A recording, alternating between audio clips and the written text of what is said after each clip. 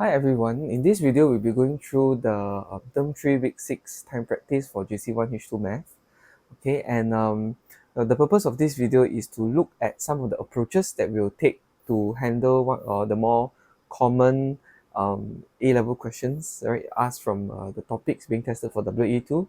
And at the same time also we are going to look at some of the misconceptions that we have, right, from the concepts that we've learned, so that when you reflect and look through this video, you can look upon your mistake and see what went wrong, what you did well, and also how do you move on, and next time when you encounter a similar thing, what are some things that you're going to remember to do to avoid the similar mistake. Okay, so let's turn our attention to question 1, right? So this is a question taken from the chapter of transformation of curves. Okay, so over here, right, we are going to find the equation of the graph obtained when this original graph is translated 2 units in the direction of the x-axis. Okay, so what does this mean, right? Translated 2 units in the direction of the x-axis means algebraically we are going to replace x, the expression of x, with x plus 2. Okay, we're going to replace the expression of variable x with x plus 2. So what we're going to do is, over here we have y equals to x squared plus 4. So we have the original x here, right? So this original x here, we're going to replace this with x plus 2. Okay, and there we go, there we have it. So that's just the expression for part 1. Okay, now part 2, when the graph of y equals to x squared plus 4 is stretched, right, parallel to the x-axis, with the y-axis invariant means that we'll keep the y direction the same, right, with a scale factor of 2. So what does this mean is we are going to stretch parallel to the x-axis, right? So means that we will replace, algebraically, we'll replace x with, now common misconception is we replace with 2, but in the direction of the x, right, usually we replace with half. Okay, so that we get a scale factor of 2. Okay, so if you are not too sure, please revise your lecture notes, or you can refer to the summary notes available on Google Drive. Okay, so it is to replace x with half x opposite. So same thing above here, translated negative 2 units in the x direction, we replace x with x plus 2, not minus 2. And scale factor of 2 stretching means that we replace with half x. Okay, so with this, we will look at y equals to x squared plus 4. So we're replacing this particular x with half x. Now, do we need to expand? I don't think we need to expand. We can just keep it like this. Now, however, if you want to expand, it's also not wrong. So we will get something like this initially. Okay, and we are also getting, now if for a few people forgot to expand the, like when you do the half x squared, right, half also need to square, so it's actually 1 over 4 x squared. Okay, all together. Right, so this is for question 1 part 1. Now for the second part of this question, they are asking us to state precisely a sequence of geometrical transformations which would then transform the graph of y equals x squared plus 4 onto the graph of y equals to negative 2x squared minus 6. So the starting point, right, the starting point would be y equals to x squared plus 4. Now generally we have 2 methods to go about this, all right? So let's take a look at the first method. Okay, so method 1. Okay, so for method 1, right, let's observe, right, x squared plus 4 on the left, negative 2x squared plus minus 6 on the right. So in general, right, we will be following this series of recommended transformations over here. So we translate x, then we scale x, then we scale y, and last but not least, only we translate in the y direction. Okay, so this is the recommended steps for us to take. Now, translate x, right, means that we are going to change the variable x into something else, replace variable x with something else, whereas when we transform y, means we will do multiple for the entire expression. Okay, so over here, right, if you notice x squared and x squared, right, we don't really change the x itself.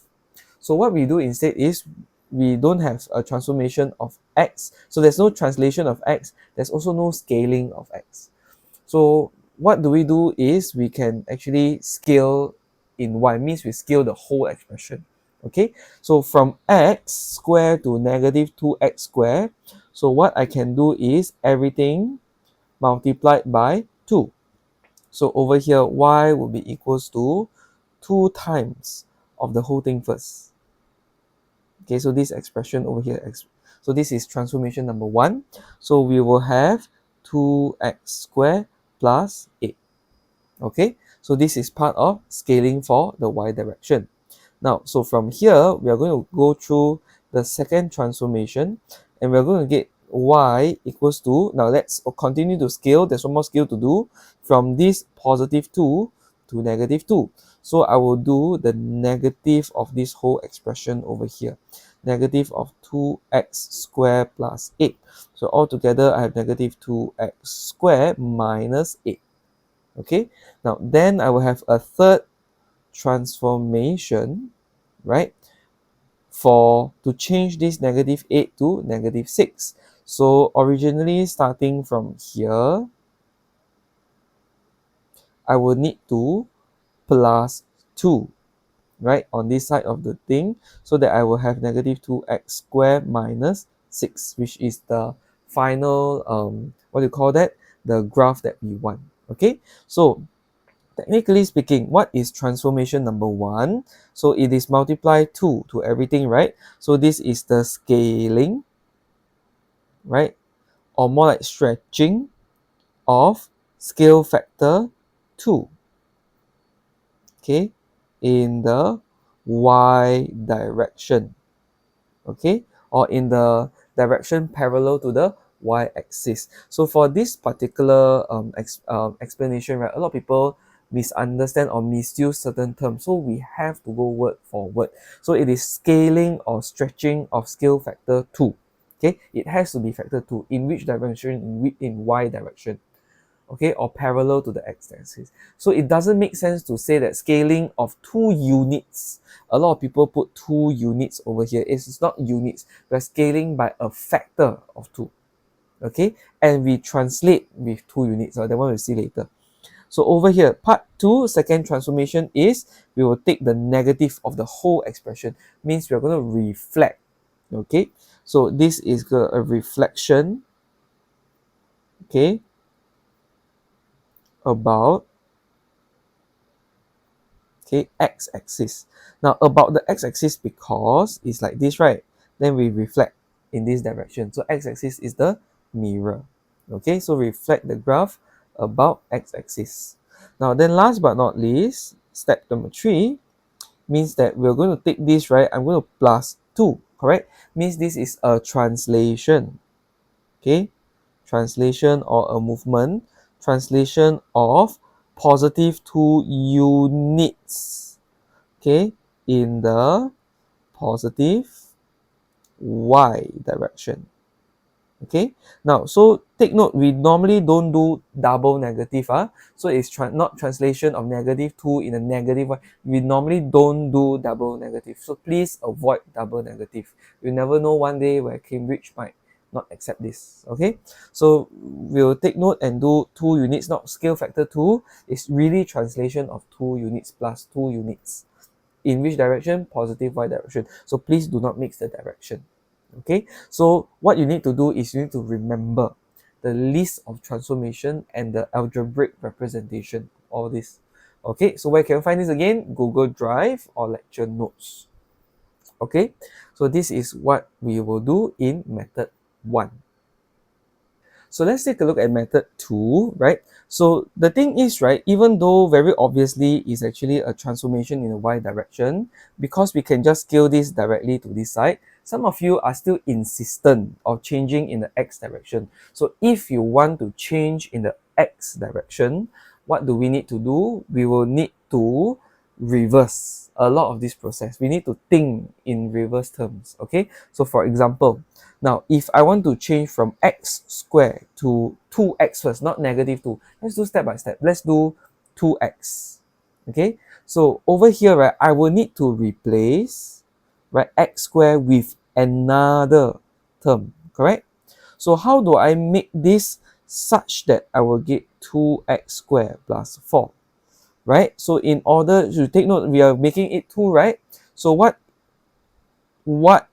term, what number squared will give us 2?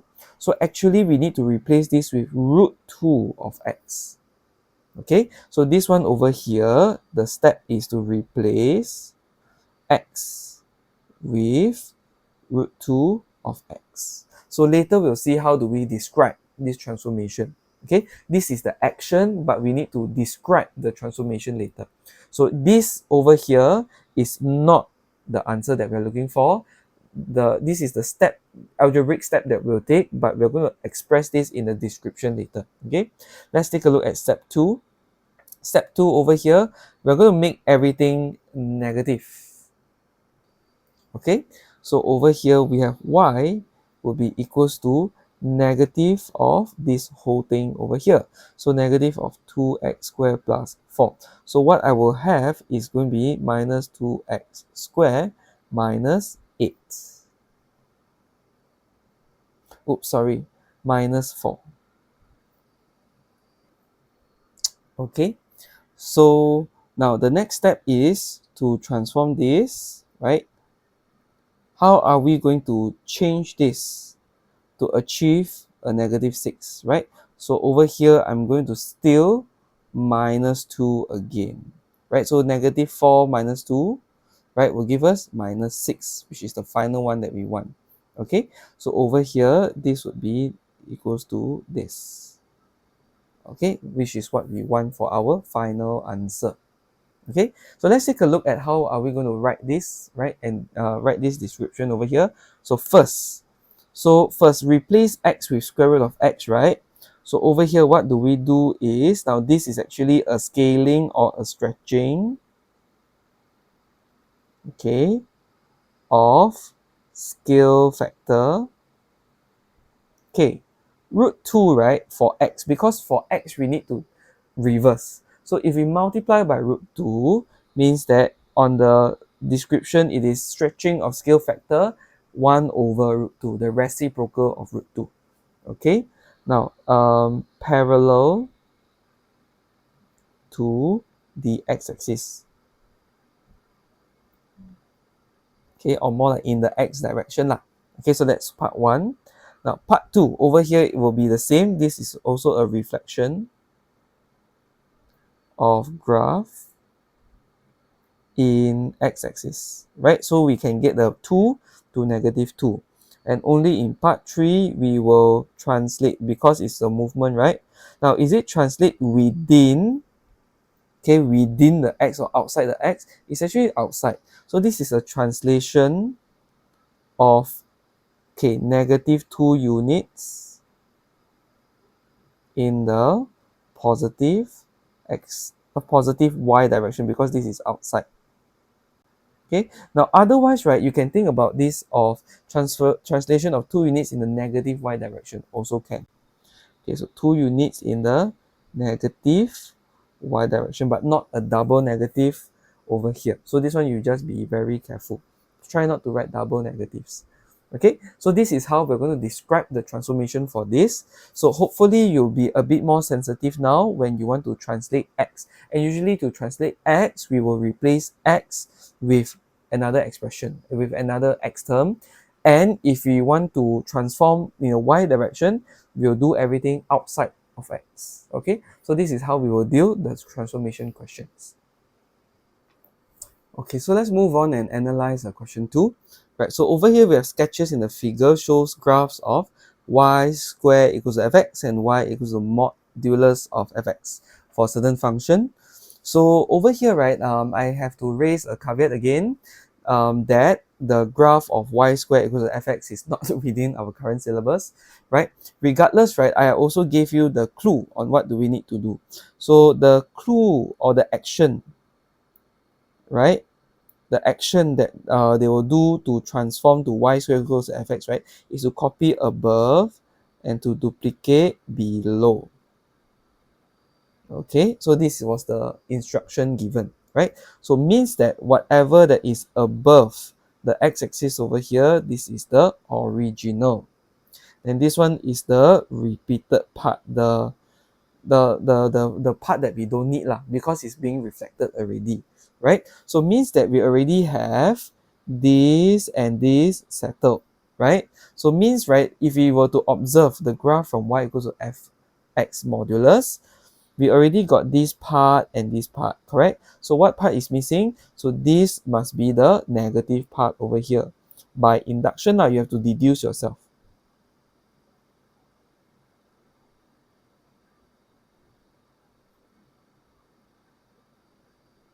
Okay, can because this one originally is already positive, this is originally positive, we are only left with this part unknown. So means that this and these are the correct part, then this one is not lah, this one would be the negative part lah, okay, by the deduction.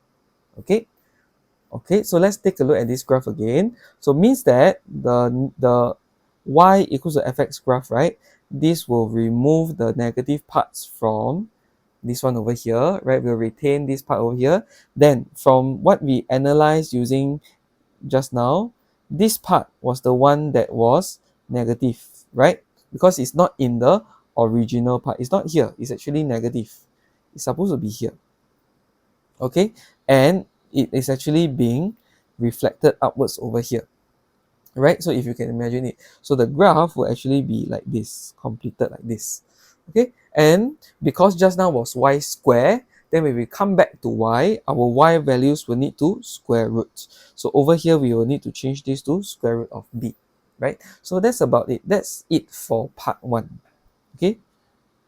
Which is to obtain back the expression for y equals to fx.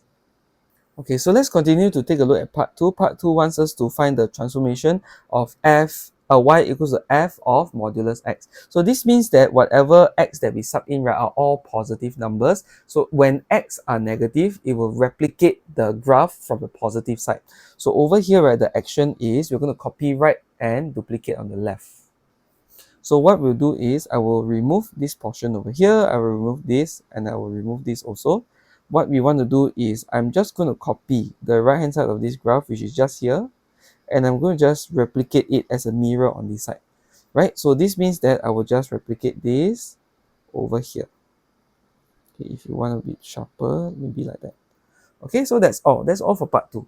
We're just replicating the right hand side to the left hand side. Yeah, that's all. Okay.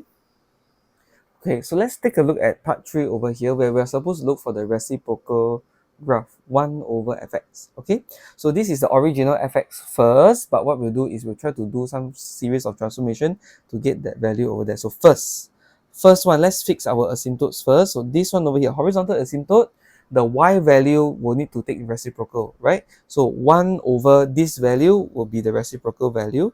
So I'm going to change this, need to change this to 1 over root b. Okay, so that's the first change. Okay, second change, right? Second change, we will need to look at asymptotes and x-intercepts. So over here, the asymptote is here. So 1 over asymptote or 1 over undefined would become a x-intercept, will become a 0. Whereas this point over here, right, is a 0, will become our vertical asymptote. So I will need to take this, right, and I will need to draw in a vertical asymptote over here. Okay, label this x equals to 0. Okay, so it's not y equals 0, it's x equals 0, because the x coordinate is 0 throughout this whole line. Okay, so that's the first one. And then afterwards, right, now there's no maximum meaning point to think of, so it's okay. Now, then over here, these are all positive, correct?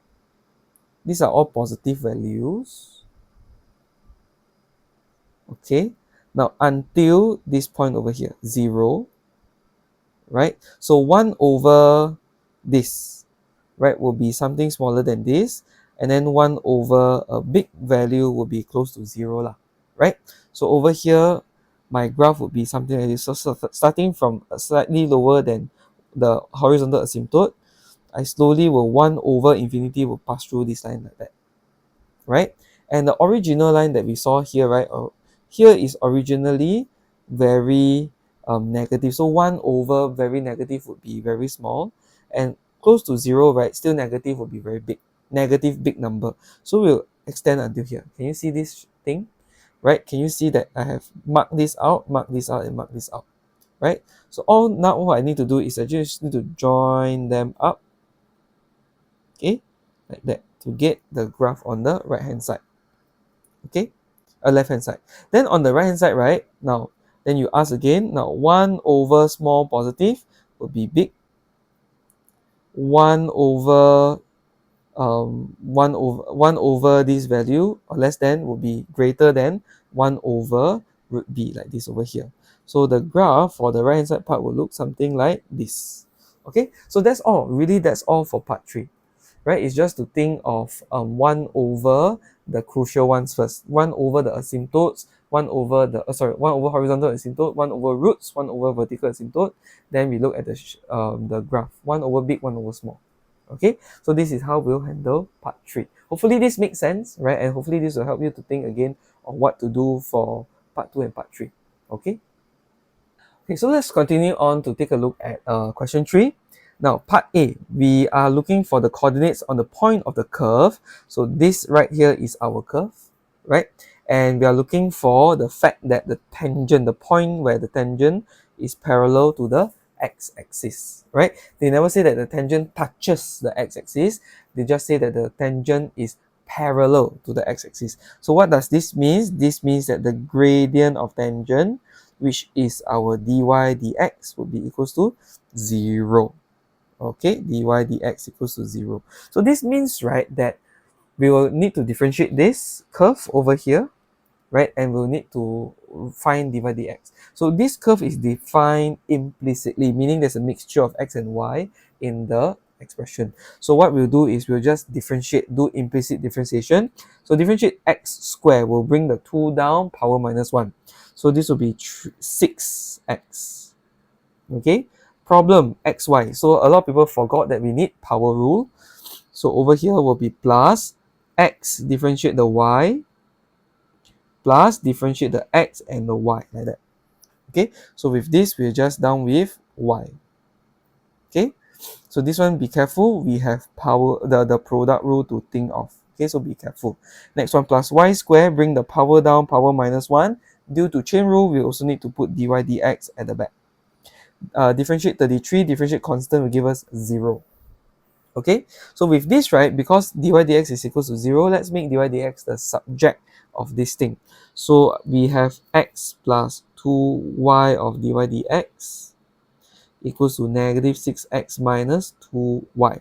So dy dx will be equals to negative 6x minus 2y on top divided by x plus 2y below, right? So I think we are done with the dy dx already. So for dy dx, right, when the gradient is equal to 0, what is 0? Is it the numerator or the denominator? So this part over here, the numerator is the one that becomes 0. Okay, because 0 over something, anything will be 0, but anything over 0, right, is undefined. The denominator cannot be 0. Okay, so when it is only parallel to the vertical axis, or because it is infinity, right, the gradient is undefined. So anything over 0, the denominator will be 0. Okay, so something to take note. So this one over here would be numerator equal to 0. So we have negative 6x minus y equals to 0.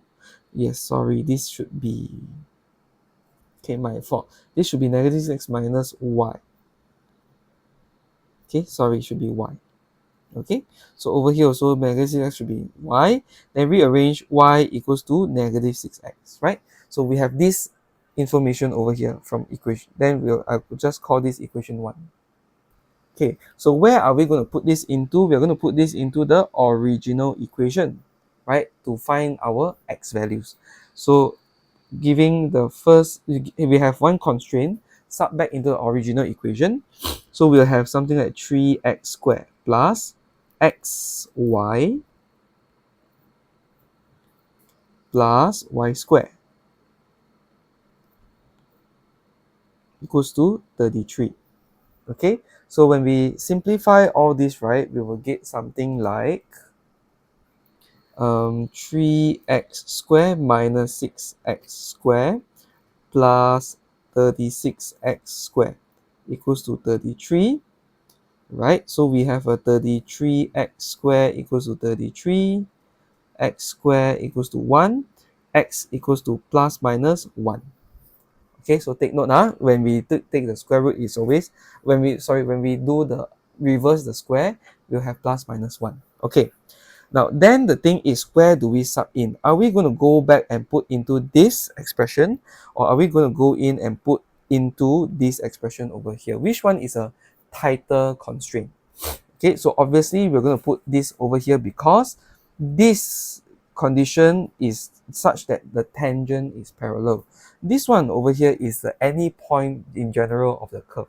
So for those of you who substitute this back into this original curve, you find that you actually get 4 points.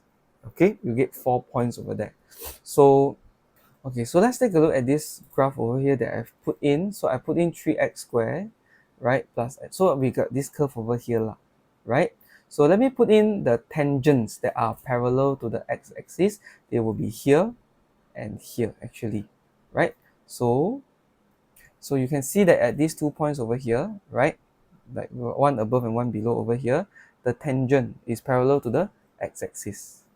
Okay, however, there are another point that you found, like some of you found, namely the point 1 and -5 over here, right? Can you see this over here? And namely 1 and 5. Now, these two, right, they share the x coordinate 1, right? So when you sub into the expression, you find that you have two solutions, right? So it is when x equals to 1, y equals to -6. And over here, when x equals to 1, y equals to 5. So you have two solutions. But the thing is, if you observe this, the tangent, right, is not parallel to the x-axis. And how to be very sure of that? How to be really, really sure of that? You observe that this one, right, it doesn't fulfill this equation. Right, when x equals to 1, y equals to 5, it doesn't fulfill this equation, doesn't fulfill this constraint, right? So what we'll do is, we'll just sub back into this one will do, okay? So what we have is, this one, the y will be equals to -6 of this. So in return, we get a minus plus of 6, okay? So altogether, the coordinates are, okay, so write full sentences, be nice. So will be +1 -6 and -1 and +6. Okay, so this is how we will get the coordinates for the 2 points over there. So once more, to go back to the decimal graph again. So there we have it, one on top, one below. Okay, so yeah, so hopefully this will help you to clarify a lot of your doubts, right? So even though without decimals to help you, without the GC to help you, you should be able to pick up the conditions, right, from solving the equation. Okay, so let's continue to take a look at part B. So for part B over here, right, we have a hollow cone of semi-vertical angle 45 degree held with the axis vertical and vertex downwards. Okay, so at the beginning of an experiment, it's filled with 390 cm3 of liquid. So this one over here, take note, at the beginning, we got this volume. Okay, the liquid runs up to a small hole at the vertex at a constant rate of this. So this statement tells us that our dV/dt, right? Because we are losing water, so the rate of decrease of the volume is actually -2. So this one over here, we have to be a bit sensitive. It's not just 2, even though 2 is mathematically correct, but it is in fact not just 2. Okay, so this is something that I would like you to pay attention. Not just 2, it is -2. And this will have some implication in writing our answers as well. Okay, so what are we going to do is find the rate. Okay, at which the depth of the liquid is decreasing, but when? 3 minutes after the start of the experiment. Okay, 3 minutes after the start of, okay. So let's take a look at how do we do this question. First thing we need to do, let's model this equation. So over here, what is the volume? Because of this, right, we will need dv dx or dv d something lah, right? So what is first the volume of a cone? So the volume of a cone is 1/3 pi r square h, all right? 1/3 base area times height. Okay, so meaning we have r and h, and because we have two variables, it will be convenient for us if we can remove one of the variable. How do we do so? By observing this triangle over here. Okay, so for this triangle, right, now let's see, this is a 90-degree triangle. If 45-degree over here, it should be 45-degree over there as well. So this tells us that we have an isosceles triangle over here. So means that this is h and this is r, right? So r is equals to h for the matter. Okay, and because of this, right, I'm supposed to look for the rate of change of the depth of liquid. So I'm actually looking for dH dt. Okay, so means it will be in favor if I were to replace r with h. Okay, so I will replace off r with h. So I will get 1/3 pi h cubed. So this would be expression for v. So same, so I'm looking for dH dt. So that's why I substitute r to get my h there, expressed in terms of h. So with this, it will be nice to differentiate dv dh to get pi h squared. Okay, so this will be the two key steps that we will need to do, right, to first model the situation. So number one, model. Now, second concern is when, what time? Because we are finding the rate of depth, we are finding dH dt at the 3rd minute mark, not at the beginning. So a lot of people substituted 390 to find the h to sub in to obtain the dH dt, which is completely wrong because there are two different timing. The rate of change at the beginning versus the rate of change at the bottom are different because the volume, the area, the height changes at a different rate. Okay, so what do we need to do instead is we need to find the volume at that particular instant, connect back to the h. Okay, so over here, what is the volume after 3 minutes? So after 3 minutes, okay, after 3 minutes, the volume of the water is, now we will take original 390 minus of 2 cm cube per second, right? So 2 cm per second, 1 minute is 60 seconds. We look for 3 minutes. So 2 times 60 times 3. So this one will give us a volume of 30 cm cube. So we want to find the remaining volume first. So at this particular volume, so 30, or more like 1/3 pi h cube is equals to 30. So solving for h will be equals to the cube root of 90 over pi cm. Okay, so this one will make use of this to substitute for later exact value, so that we will substitute this better. Okay, if you want to use the non-exact value, make sure round off to 5 or 6 SF. Okay, so last but not least, I think it's time for us to exercise chain rule for this. I'm looking for dH dt. So dH dt means that I will need to connect dH and dt like that. So what's in between? Connect with dv and dv. First, dH dv is 1 over dv dH, reciprocal, the reciprocal property. So means that this is going to be pi h squared, or 1 over pi h squared. So this will be 90 over pi power 2 over 3 like that. Okay, cube root means divided by 3, square means square lah. Okay, so dH dv will be this expression. Okay, multiplied by dv dt. dv dt, a lot of people put in just 2, but I'm advocating us to put -2 because this in fact is a rate of decrease. Okay, so -2. So this over here, right, will give us a nice number, 0.0680 cm per second. Okay, so this is dH dt. Now, then they're asking what is the rate of decrease of the liquid. of the depth of the liquid. So the depth of liquid decreases at a rate of positive value 0.0680 cm, okay, per second. Okay, so once more, even though, right, it is mathematically still correct to put in positive 2, but when it comes to the explanation, right, it will lose the meaning already. So it will be still better to put in a negative, get a negative answer, then say that this is the depth of liquid decreases, okay, at this particular rate, at a positive, as in like decrease, the rate of decrease should be a positive number. Okay, so take note, yeah, so this one is very important, okay, as in like the in terms of the presentation. Okay, so don't just put a 2 there because it may ruin your answer at the end. Don't just leave the negative there because you should also close up with a conclusion, okay, for this particular question. Okay, so this is how we will handle question 3 part B. Okay, so question 4 over here, right? This is also another past year question, and this is on the chapter on functions, right? FX functions. So over here, the annoying thing is that we didn't have, or we didn't receive a good function. Instead, we receive a function with an annoying unknown lambda over here.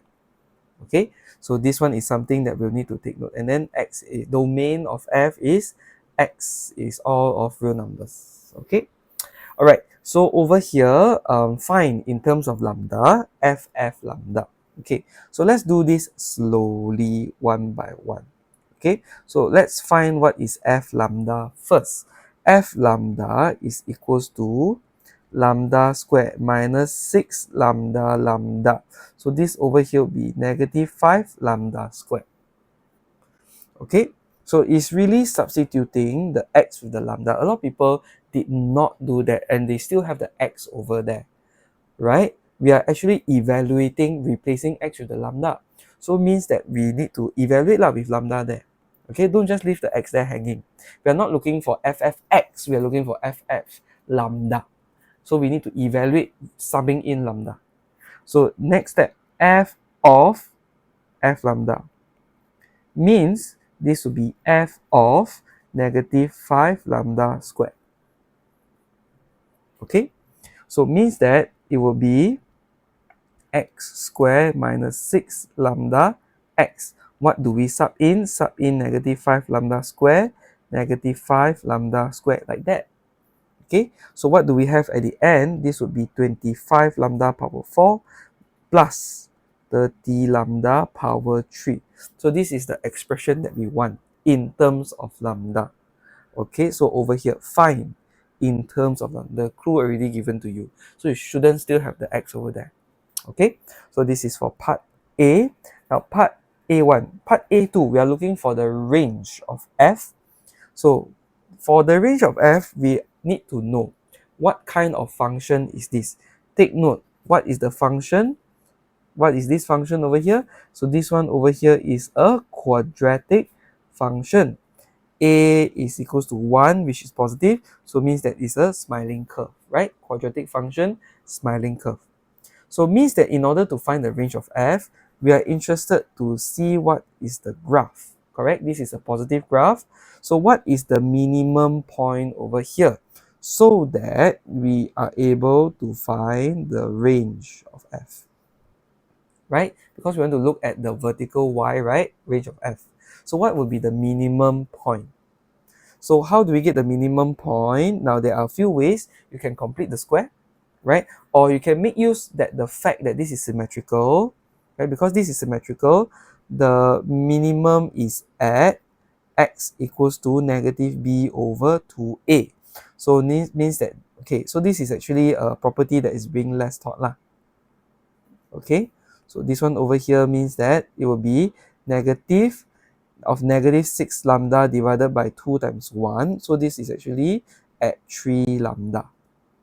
Okay, now alternatively, you can also put in the line over here. This is 0, this is 6 lambda. So the middle over here, this is going to be 3 lambda, right? So when x equals to 3 lambda, y equals to what? So we are going to evaluate what is f of 3 lambda. So sub in the f of 3 lambda over there. So this will be x squared minus 6 lambda x. So sub in the 3 lambda, So over here, this would be, we'll get negative 9 lambda squared. So this value over here, this coordinate is 3 lambda and negative 9 lambda squared, right? So this is the y value. Okay, so let's take a look at RF. Okay, what is the maximum value of RF? Infinity, all the way up there. What is the minimum value of RF? This would be negative 9 lambda squared, because we are looking at the y value. So we are looking at this for the range of f.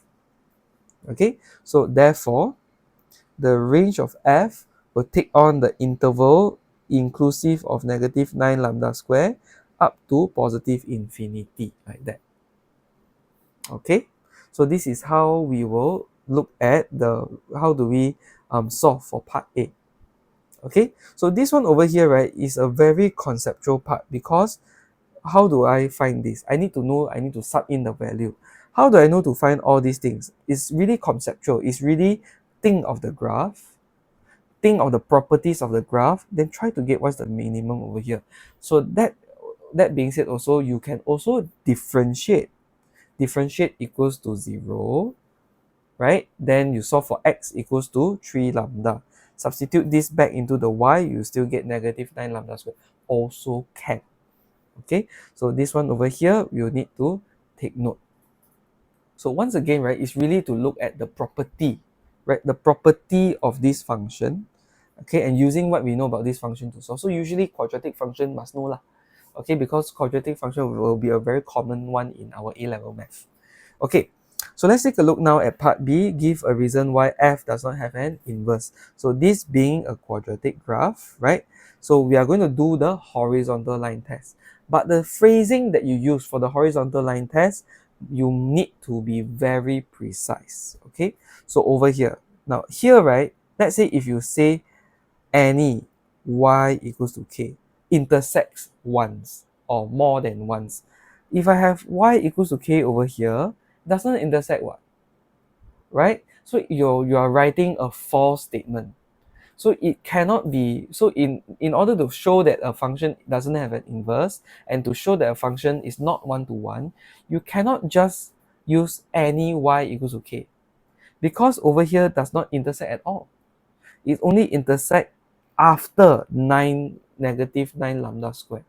So what we need to do is we need to find a way to sketch the graph and to input, right? What specific graph are we talking about? We don't need to say for any, we need to say for just one example to disprove the whole statement. If you want to show that the f has an inverse, this is when we have to say any y equals to k, because we want to show for all horizontal line that it only has one intersection point. Whereas for this one, we only need one example to fail, okay, to show that it doesn't have an inverse. So this one over here for part B. Now, if you were want to go by the graphical method, okay, if you want to go by the graphical method, you have to sketch the graph, cannot just write. So what do you do with this? Okay, so the graph would be something like this. Okay, 0. Okay, we'll pass through this and 6 lambda over here, right? So the graph that we will mention, maybe I'll just mention this. Okay, y equals to 0. Okay, if you're unhappy, y equals to 1. If you want to be a bit more obvious, sure, y equals to 1. Okay, so the phrasing is, since the specific line, y equals to 1, cuts y equals to fx twice. Okay, so this implies that f is not one-to-one, and because this f inverse does not exist, or f does not have an inverse, just like that. Okay, now there is another method which is actually equivalent, right? So method 2 is just find a counter example. Okay, means that we just need to find one example to show that it failed. So for example, let's take a look at these 2 points, right? So f0 when x equals to 0 and when fx equals to 6 lambda, when you sub into the expression over here, right? You sub into the expression over here, this is actually equals to 0. Or from the graph, we can already tell that the y value is 0 from the graph. Okay, over here, right? So f of 0 and f of 6 lambda, when you sub in, you should get 0. Now, because over here, you don't need to write this one. This one is that 2 input, right, will lead to 1 output. So this means that it's not 1-to-1 lah, it is a many-to-1 function, right? So this tells us that f is not 1-to-1, f does not have an inverse. Okay, so this is how we're going to explain, right, that f doesn't have an inverse, either using a horizontal line test with the graph, or you have to cite a specific value, right, that f of 0 and f of 6 lambda when x equals to 0, and when x equals to 6 lambda, the y value equals to 0. Okay, so two outputs lead to one two input will lead to one output. So this is a many-to-one relationship. Okay, so this is for question 4, part B. Okay, so let's move on to part 3. The function f has an inverse if now the domain is restricted to this.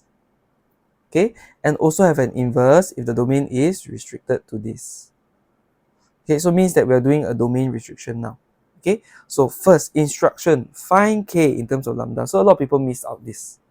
Okay, and next we are going to find an expression for f inverse x corresponding for each of the domain for f. Can you see this?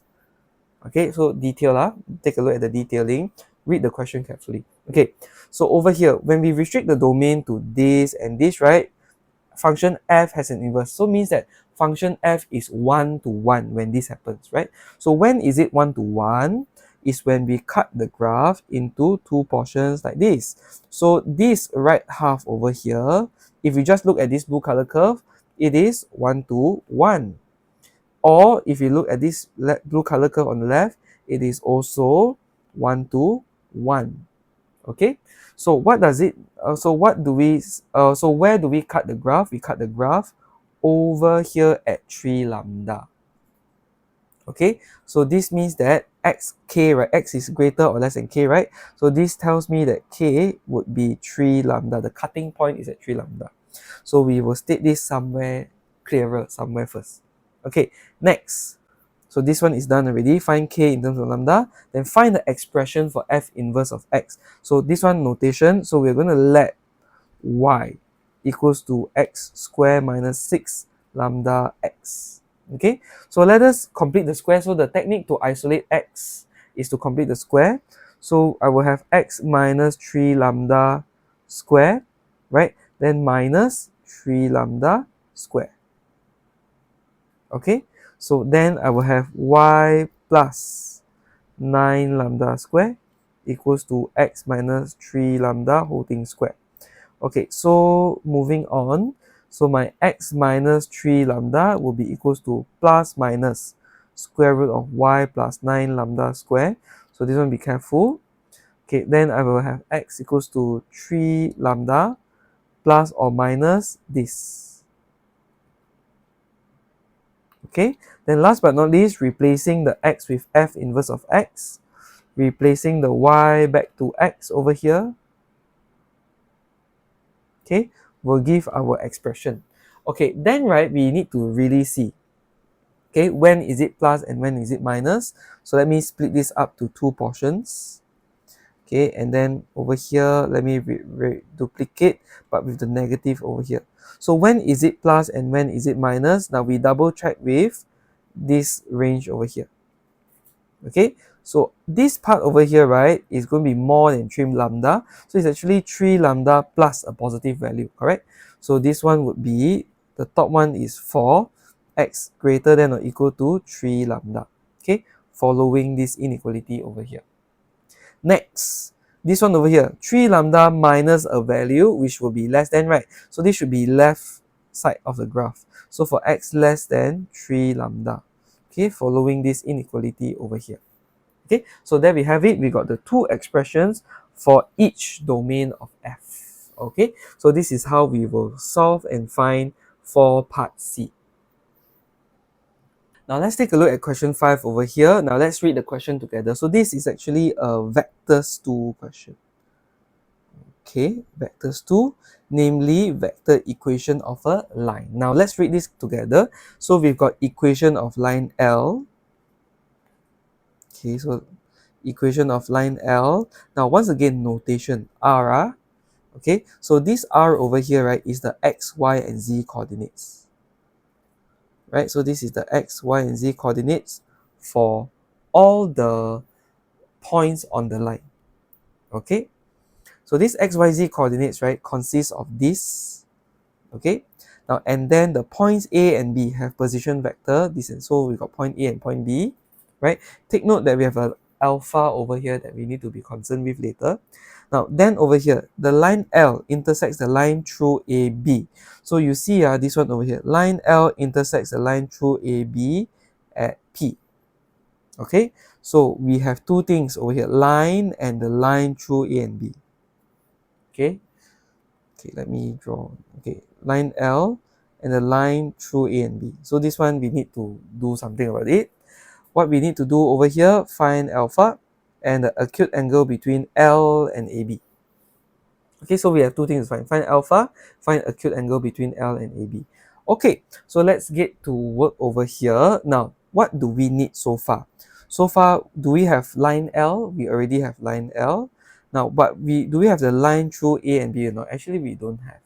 So the first thing that we need to do is we need to find the line through A and B first. Okay, so but before that, let us try to find what is the direction vector of AB. So the direction vector of AB, okay, I can take from the vector AB itself. So what is vector AB? OB minus OA, right? So what is AB, OB minus OA?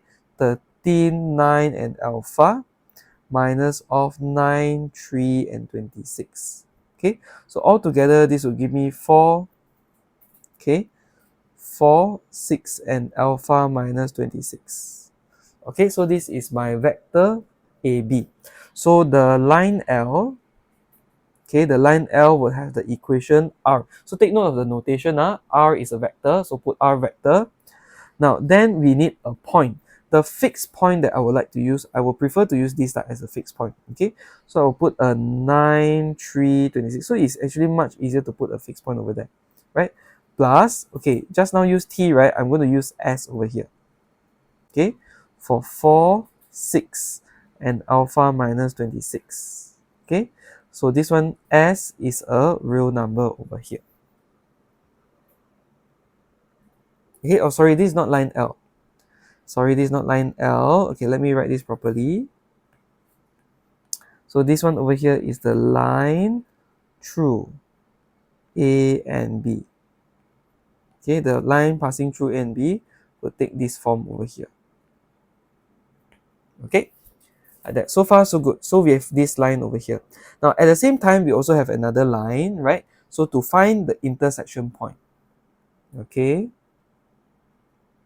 So since P over here is on L and line through AB, right? So what we have over here is this vector, or more like this xyz will be equals to this xyz over here. Okay, so I'm going to write this as one vector. So 1 plus 2t. So this vector 1 plus 2t, 3 minus t, 7 plus 5t over here. So this vector of line L is going to be equals to the vector of line through A and B. So 9 plus 4s, 3 plus 6s, 26 plus s lambda minus 26s. Be careful of this. Okay, the s need to expand. Okay, S need to expand. Okay, so be very careful. Now over here, one of the misconception is a lot of people take this, a lot of people take this line to be equal to this direction vector. Now this over here is a line, this over here is a vector or a particular point. Oh, sorry, not a vector or point. This is a vector itself. So how can a line be equal to vector, correct? So what we're going to do is line equal to line to solve for the intersection point. You get me? Okay, so we will do this first. Now, using the GC, right? Okay, using GC, we can solve equation 1 and 2. So technically speaking, I will mark out equation 1 and 2 and 3. So for 1 and 2, because of intersection, we can use GC, right? And we can find that T is actually equals to 3, S equals to negative half. Okay, so but unless the question asks us to show, if we need to show all working. Okay, but if the question asks us to solve, then we are at the liberty of using GC for this. Okay, now then from equation number 3, right? So over here we will have 7 plus 5t, right? So 7 plus 15 is 22, right? Then we got a 26 plus s lambda, so minus half alpha, okay, minus 26s. So this one will be plus 13, like this. So 22 will be equals to 26 plus 13, so 39 minus half alpha. Okay, so with this, right, making alpha the subject or solving for alpha, alpha will be equals to 34, right? 39 minus 22, 17 times 2, 34. Okay, so over here we've got T and S, and at the same time we also got our alpha equals to 34 already. Okay, so very nice. Okay, very nice. We have alpha 34. Next, what do we need to do? We need to find acute angle between L and AB. So what we need over here is in order to find the acute angle, right? So we will need the direction vector for L, okay? And we are going to need the direction vector for AB, the line through AB, but actually we only need AB lah, okay, for this. Okay, so to add, okay, so to add on over here, so what is AB? What is vector AB? Okay, I'm going to update this to 4, 6, and 34 minus 26 would be 8. So this one be very careful, 4, 6, and 8. Okay, so with this, right, let us find the acute angle required. So the acute angle, right, that we want is actually the dot product of direction L and direction AB. So the direction of L, okay, direction of L from the question, it is 2, negative 1, and 5. Okay, I'm going to dot this with 4, 6, and 8. Okay, I'm going to do this 4, 6, and 8. Now, whole thing over the modulus. Okay, holding over the magnitude of the vectors. Okay, so if you can remember, okay, if you can remember over here, so cos alpha will be equals to d1 dot d2, right, dot product. Okay, and then we have the modulus of d1 multiplied by the modulus of d2. So this is how we get the so we get this. And sorry, I got one thing that I left out. Actually, we're looking for cos inverse. Okay, cos inverse of this. Okay, so now to make our lives easier for subsequent parts, right, I'm going to evaluate what are these individual values first. So our dot product on top actually gives us 42. Okay, the value below, right, first one actually give us root 30, second one will give us root 116. Okay, so altogether implementing the cos inverse, we'll get 44.6 degrees. Now I'm evaluating this over here, right, is so that I can use it for the next part if I so need it. Okay, so this is how we handle, right, the first two parts, right, which is to find alpha, which happens at the intersection point, and we are going to find the acute angle over there. Okay, so let's take a look at the next subsequent part. We have point C has position vector 2, 5, 1, foot of perpendicular from C to L is Q. So find the length of CQ. So what we need to do is let us draw out the image. So this is line L, right? So point C. This one has a vector of 2, 5, and 1. So in coordinates, it's just 2, 5, 1. And the foot of perpendicular of C to L. So over here, draw down perpendicular line.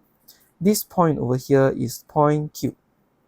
Okay, and so what we need to do is we want to find this length over here. Okay, we want to find this length over here. So this is point C.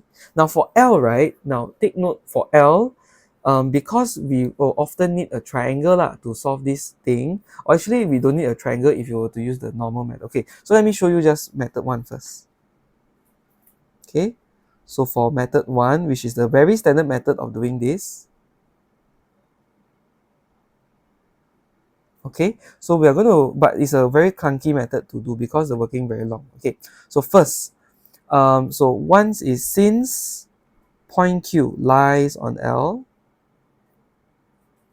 okay, the vector OQ would be this vector already, 1 plus 2t, 3 minus t, and then 7 plus 5t for some, okay, real number t. Okay, so it's really plug in this from equation L. Let's really take this. Okay, so now, right, because I have the position of OQ already, I can find the vector CQ or QC, anything, right? So for me, I will find vector CQ. So vector CQ, right, would be OQ minus OC, correct? So what is OQ? OQ is this that we had just now. Okay, minus OC. OC is 2, 5, and 1. Okay, OC from here, 2, 5, and 1. So with this one over here, we can simplify this to negative 1 plus 2t, negative 2 minus t, and then 6 plus 5t. Okay, so this is CQ. Now the next thing that we need to do is, we got CQ, and we've got this line L, and actually they are perpendicular. So this tells us that the dot product must be 0. Now before we go on with line L, right, line L, we have a direction vector L, which is, the direction is 2, negative 1, and 5. Okay, in this direction. Okay, so what we'll do is, we'll take CQ dot the direction of L. So since CQ is perpendicular to L, okay, so the vector CQ dot the direction vector of L should be equals to 0. Okay, so this tells us that we copy the vector above,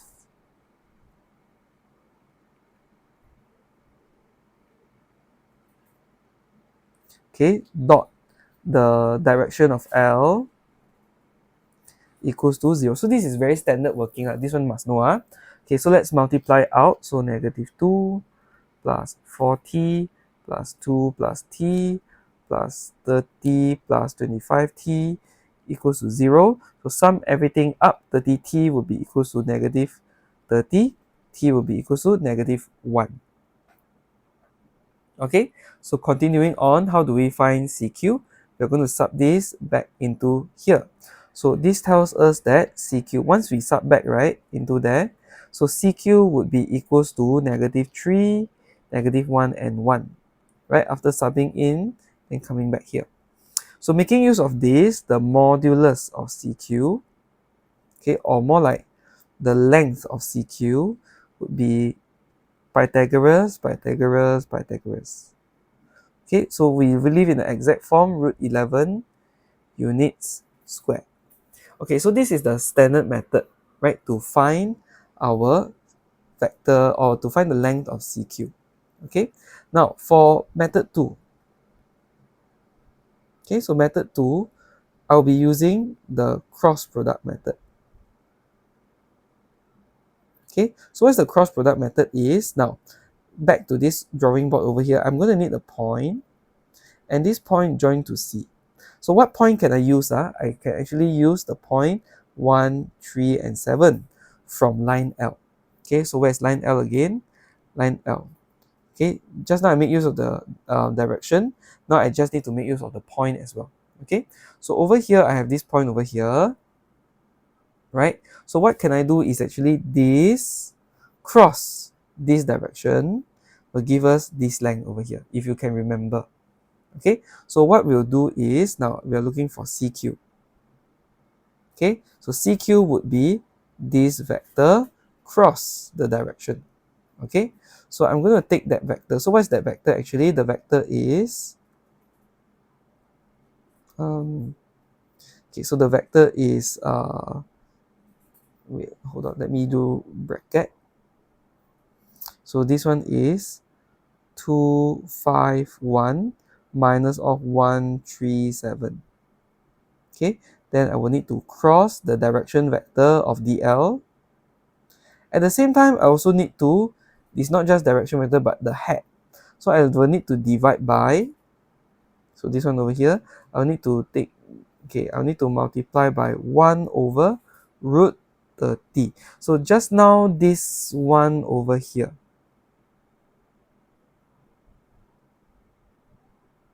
okay, so this one over here comes from this length over here. Okay, comes from this length over here. Okay, so I'm going to make use of the 1 over root 30. Okay, so I don't need to recalculate and get this again. Okay, so over here, right, first I'll put the 1 over root 30 in front. Okay, then over here this would be 1, 2 and negative 6 cross 2, negative 1 and 5. So by doing the cross method slowly, okay, you should be able to get this. Okay, you should be able to get something like 4, negative 17 and negative 5. Okay, and we can make use of the Pythagoras theorem because we're finding the length. So this would be 4 square plus 17 square plus 5 square. So keying this, right, divided by 30, right, actually give us also root 11. Okay, units.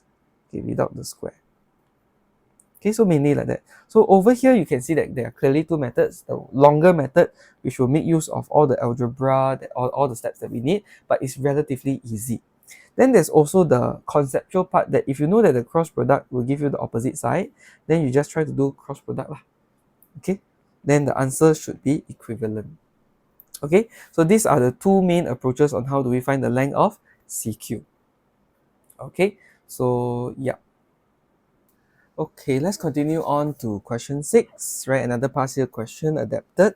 So in this question, right, we have the curve C, right, being a rational function. Okay, so power 2 over power 1. This tells us that we may need to do long division, right? So we will need to attempt to do the long division in order to obtain the equation of the asymptotes at point C, of this curve C. Okay, so but the thing is, right, this long division will be very, very tough to do, but yet again, it will be the most direct method to do. So let's do this really slowly. Okay, so we have x squared plus qx plus 1. Okay, and I'm going to divide this, right, by 2x plus 3 over here. Okay, so when we divide, right, now we are going to ask what times 2x will give me x squared. So the answer is actually half x. Okay, half x times 2x will give me x squared. So half x times 2x will give me x squared plus 3 over 2 of x. Okay, now over here, take note, over here, this one we will minus. So this one will be very careful, just minus. Okay, so subtracting, right, x squared minus x squared, x squared minus x squared will be 0. Q minus this. So over here, I will write this as a q minus 3 over 2 of x. Okay, then the next step is to bring the 1 down. So we will get this value of x plus 1. Okay, now, then we're going to ask, what times 2x will give us this? Okay, so it's actually this divided by 2, correct? So actually, we want to be plus half of this. Okay, so half times 2x will give us half and 2 will cancel, give us this. right? So it means that we'll get back this q minus 3 over 2x plus 3 over 2 of this. So actually at the back, right, we actually don't really care so much already lah.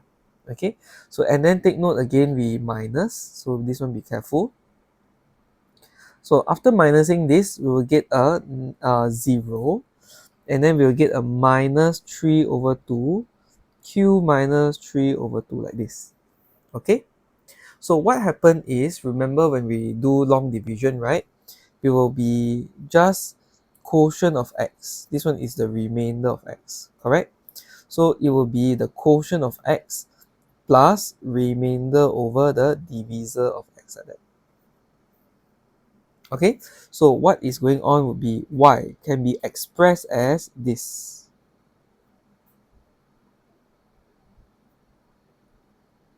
Okay, plus the remainder of x, so this would be negative 3 over 2 of this divided by the divisor, so 2x plus 3. Okay, so this is what we have. Okay, now after doing the long division, right, this part over here will form our vertical this part over here will form our oblique asymptote, right? You see this is y equals to mx plus c. Can you see this form? Right? So this one over here is our full asymptote. So it's either oblique or horizontal asymptote. Then where do we get the vertical asymptote? Is where the function is undefined. When is the function undefined? Here. This is the one where we get the vertical asymptote, where this becomes undefined. Undefined when this one becomes 0.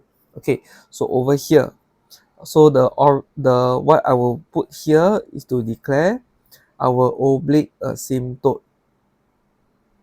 Okay, this is y equals to half x, gradient half x plus half of q minus 3 over 2. Okay, now then the vertical asymptote,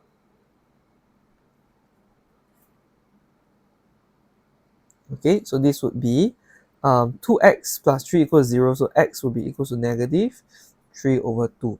So this is how we find our oblique and our vertical asymptote by long division. The full quotient, right, and the denominator respectively. So this is a technique that you really need to remember, okay? So really need to remember. Okay, so continuing on with part 2. So over here we have the curve C. So find the value of Q. So we are finding the value of Q. Okay, where for which the x-axis is a tangent to C. And afterwards we need to sketch C. So we have two instructions. We are supposed to find the value of Q and we need to sketch C. But the information given here is very interesting. The x-axis is a tangent to C, right? So x-axis means that where is the x-axis? Y equals to 0 along the x-axis. Then the next thing to take note is tangent. We have two possibilities. The first possibility for tangent is dy dx equals to 0. This one is a tangent. Okay, correct. So this one is dy dx equals 0 because the gradient is 0. Right? So this is the first interpretation. Right? Then the next thing is also, the other thing is because the x-axis, a curve, is tangent to another line. Oh, sorry, the line is tangent to a curve. So because we are talking about the intersection between the curve and the line, the discriminant is also equal to 0. So actually the more probable one that we will use is actually this property over here and this property over here. Okay, now then you also observe dy dx, right? Because we have an unknown over here, so the thing is to solve this dy dx, it becomes really complicated when you want to differentiate the whole thing. Okay, so this one you have to be very careful, and it's a bit hard to differentiate because after doing quotient rule you'll be lost. Okay, so the easier way to do is we observe. Okay, observe this function and observe the behavior of the function. Okay, so what is this? So on x-axis, okay, on the x-axis y equals to 0. This means what makes y equal to 0? The numerator. So x squared plus qx plus 1 will be equals to 0. Okay, right? So y equals to 0, multiply 2x plus 3, whole thing also 0 anyway. Okay, and because this is a tangent, so since x-axis is tangent to the curve C, okay, so means that there's only one intercept, correct? So this tells me that the discriminant is equals to 0. So b squared minus 4ac is equals to 0. Q squared equals to 4. Q equals to plus minus 2. Okay, so plus minus 2. So I'm going to put a plus 2 or a negative 2. Then let's check and try to read again, right? And see whether are there any things for us to reject. So let's go back to the question. The question over here says that, okay, Q is a positive constant. So because Q is a positive constant, let me reject this part over here. Okay, rejected because Q is positive. Okay, so now having this value of Q, now let us find out the whole original equation. Okay, so over here, so we have y equals to x squared plus 2x plus 1 whole thing divided by 2x plus 3, right? And then at the same time, we have the oblique asymptote to settle. So the oblique asymptote, right, over here, substituting the q inside there. So we will have y equals to half x plus 1 over 4. Okay, so it's really put in the 2 into the equation that we found above lah. Okay, then at the same time, our vertical asymptote, x equals to negative 3 over 2. Okay, so what are other things that we need to find? Not too sure yet. Okay, so I think at this point, right, let us call out our GC to help.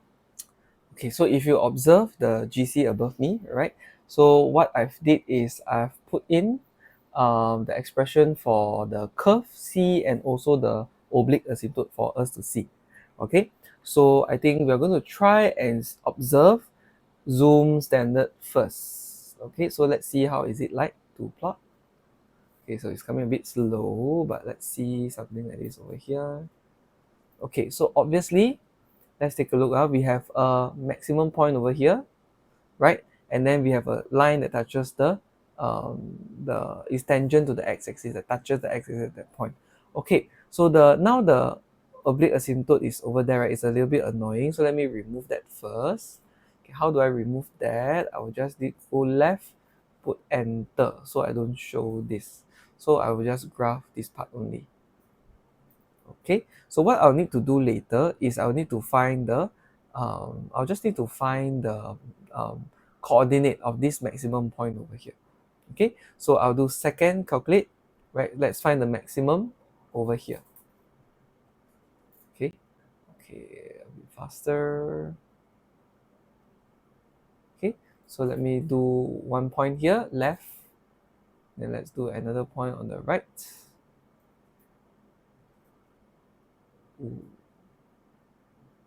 Okay, and then we'll just guess around here. So you see, maximum at -2 and -1. Okay, so we are interested to find this point, we are interested to find this point. Okay, so with the help of the GC, right, we managed to find the shape, and then we can identify this point and this point over here. Okay, which will be important for us to include later. Okay, so following the lead of our GC, right, so let us draw in our horizontal and oblique and the vertical asymptotes first. Okay, so putting in all my drawing the axis, right, and putting in the asymptotes first will help me to frame my graph and frame my drawing. Okay, so let's take a look over here now. So this one over here, right, the oblique asymptote here is y equals to half x. So gradient half x means positive gradient, right? Cuts the y-axis at 1 over 4. So it means that this point over here, right, this is actually 1 over 4. Now, do we need to label for the asymptote? Actually don't need, right? Label the intercepts for the asymptote, actually don't need. Okay, we'll make it very messy. So we just label and know that it intersects the y-axis at that point will do.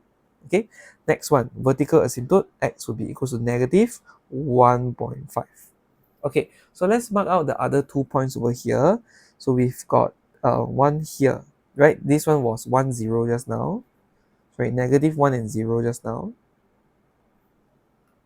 Okay.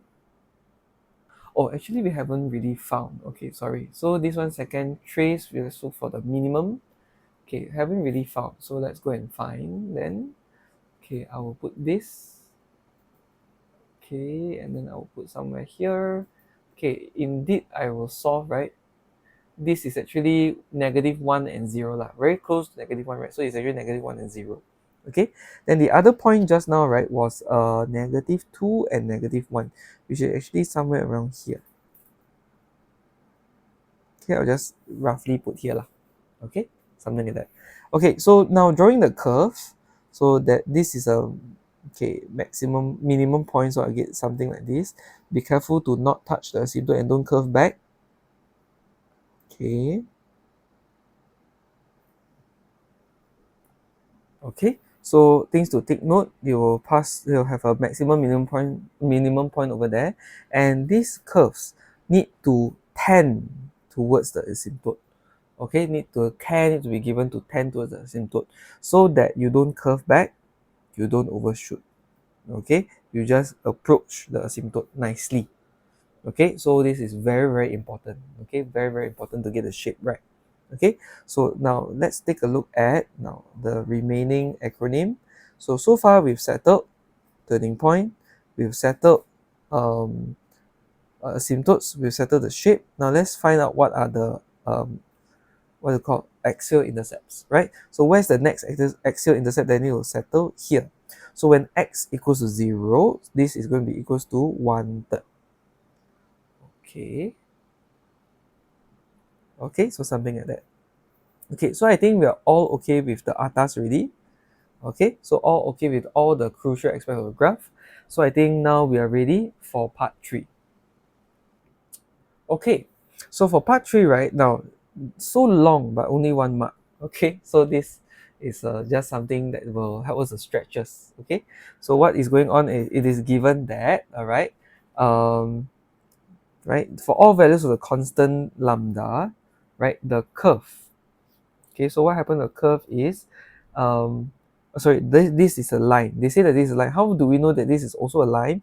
You see that this is y equals to mx plus, you see this big C at the back, right? It's really chunky, but this is just C.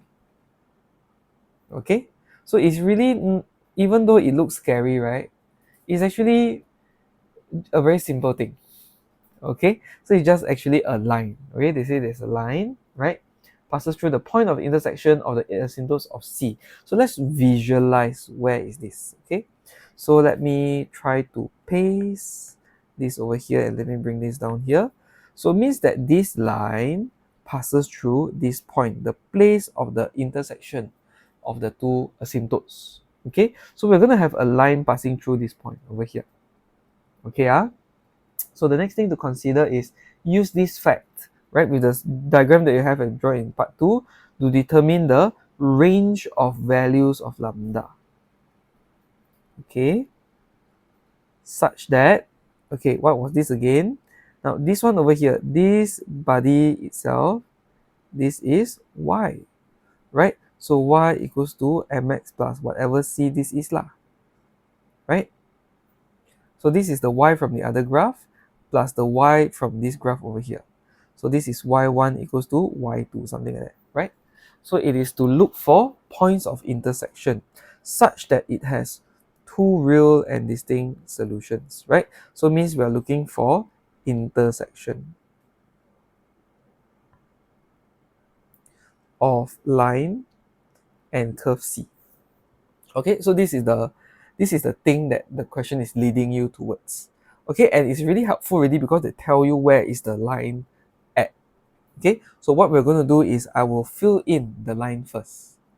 Okay, so let me add in this line, and this line is already over here, right, added in, right? So what is the range of lambda? If you notice, right, the lambda is everywhere, but noticeably this one at the back is a bit useless lah. So what we need to see is that actually the lambda is over here. Do you see this? Lambda and lambda, right? So actually, right, this lambda over here, right, refers to the gradient.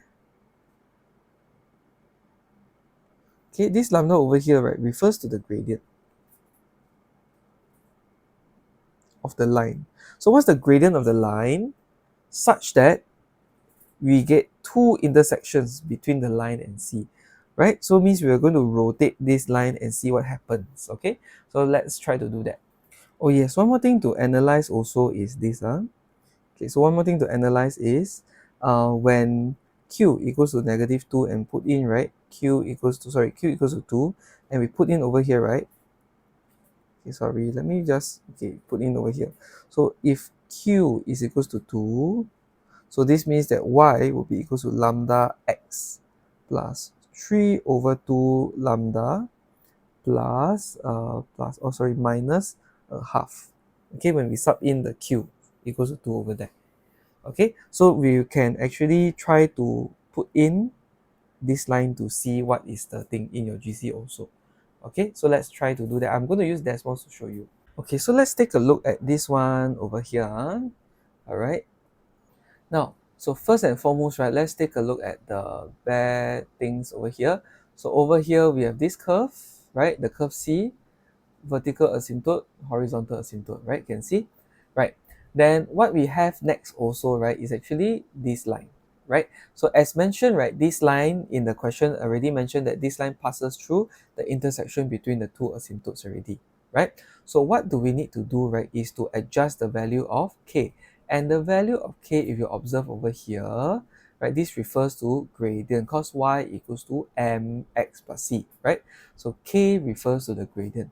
So if we adjust, right, we're actually adjusting the gradient. So which gradient will allow us to have 2 points of intersection? Like that. So we've got, right, we've got 1 point of intersection over here. We've got another point of intersection over here. Right? 2 points of intersection already. Okay, so this one is something for us to take note. So 2 points of intersection. Okay, so when is it having 2 points of intersection? Now, so what's the least?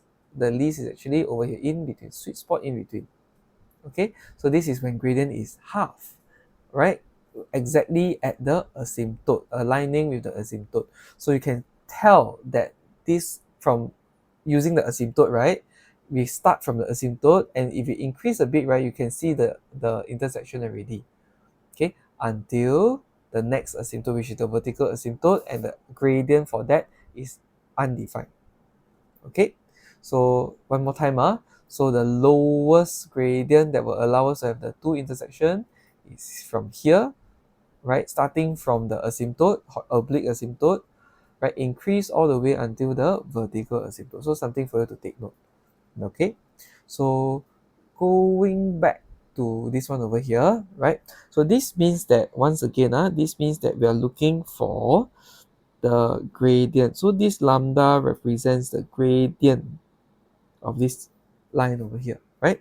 So the final answer is that what is the range of the lambda, or range of the gradient, is where lambda greater than half, smaller than infinity. So this is just it lah. You don't need to draw so much. You just need to state that this happens. Okay, so this one is just really 1 mark for this. Okay, so I guess that's all we have for the time practice and the discussion. Okay, so hopefully with this discussion, it will help you to see what are your gaps lah, between what you output during the official time practice and your and like what do you need to do to patch up those gaps. Okay, so don't worry about your scores. These are just simply indicative of what knowledge you have. It just tells you how much you need to revise only lah. Okay, so with that, right, hopefully if there's any question, feel free to contact me, feel free to let me know. All right, and also please don't please also revise over this weekend to patch up your gaps before we see our WA2 soon. Okay, so I guess that's all for this video. Have a nice day. All right, and hope this is a good enrichment for you lah, to really see what is the standard is like to achieve out there. Okay, I believe in you, right? And you can do it. right? So that's all that we have for this video. Bye bye.